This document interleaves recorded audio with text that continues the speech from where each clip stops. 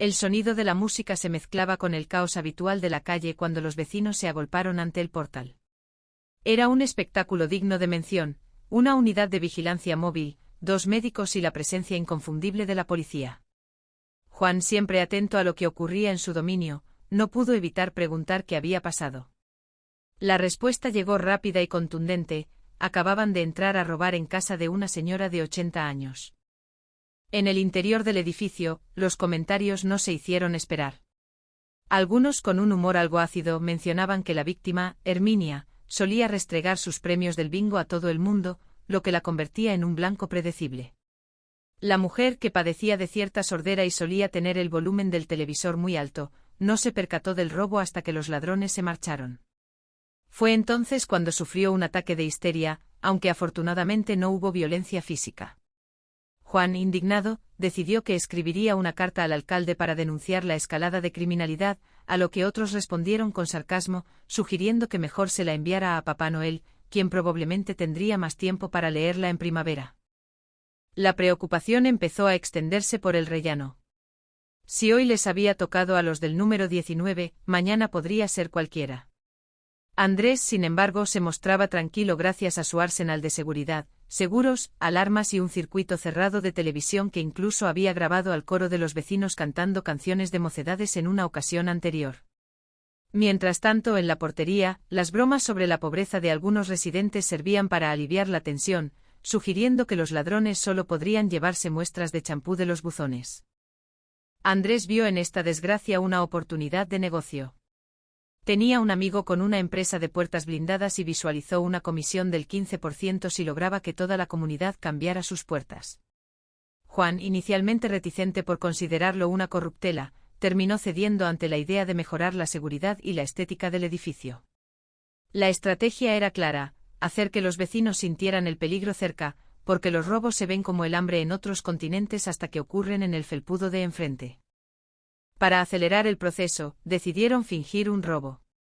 Juan incluso consideró que su propia hermana, Nieves, fuera la víctima ficticia, argumentando que el seguro le haría un favor y que los nuevos rellanos parecerían sacados de una revista de decoración. Bajo esta premisa de preservar la seguridad ante los inadaptados sociales, la maquinaria de la comunidad se puso en marcha, entre cánticos que recordaban que en aquel lugar no había quien viviera en paz, despertando cada día en medio de un huracán de sucesos. En otro rincón de la ciudad, la vida cotidiana seguía su curso con sus propios dramas domésticos. Un niño se resistía a usar gafas, a pesar de las insistencias de los adultos que le aseguraban que se veía muy bien. El pequeño, con un ingenio agudo, confesó que falló la prueba del oculista no por falta de vista, sino porque el doctor había cambiado el póster que él ya se sabía de memoria. Para animarlo, planearon una salida al cine, mientras el niño soñaba con una futura venganza desde un geriátrico. Las finanzas familiares también eran un tema recurrente. Isabel, tras gastar una fortuna en gafas de titanio con cristales antirreflejos, anunció que le había encontrado trabajo a Juan como profesor particular. Aunque él se consideraba un galáctico de la enseñanza, la necesidad de ingresos normales y estables lo empujó a aceptar el encargo de ayudar a la hija de un cirujano con sus estudios de secundaria. Mientras tanto, en un apartamento cercano, Belén descubría el nuevo negocio de su amiga, una guardería improvisada en casa. La idea de cuidar a 9 niños no le resultaba atractiva, pero la aparición de un padre atractivo cambió su perspectiva. De repente el instinto paternal de algunos se desató, y los intentos de ligar utilizando a los niños como excusa se convirtieron en la nueva dinámica del grupo. Los malentendidos sobre quién era el padre de quién y quién tenía más mano con los pequeños generaron situaciones absurdas, comparando la crianza con el arte de la Capilla Sistina o los refugios de la prehistoria. La trama de las bodas y los compromisos también reclamaba su espacio. Mauri y su pareja se enfrentaban a la presión de las visitas y las partidas de parchís con los vecinos, mientras planeaban una boda que querían mantener bajo control. La tensión era palpable, especialmente por el miedo a los celos y a los posibles numeritos durante la ceremonia. Sin embargo, la promesa de asistir con una sonrisa y un buen regalo parecía sellar una tregua temporal. En la sombra, el plan del robo ficticio se ejecutaba. Aprovechando que Nieves estaba en su clase de canto, los conspiradores entraron en su casa para revolverlo todo y simular un asalto profesional. Entre marcos de fotos y joyas de poco valor, intentaban crear la escena perfecta. El descubrimiento del robo por parte de Nieves fue dramático. Lamentó la pérdida de su pasado y de su colgante de la suerte, mientras los vecinos exigían una junta urgente para tomar medidas. La reunión vecinal fue un hervidero de opiniones. Se aprobó la derrama para instalar las puertas blindadas y se discutieron medidas de seguridad extremas, como detectores de metales.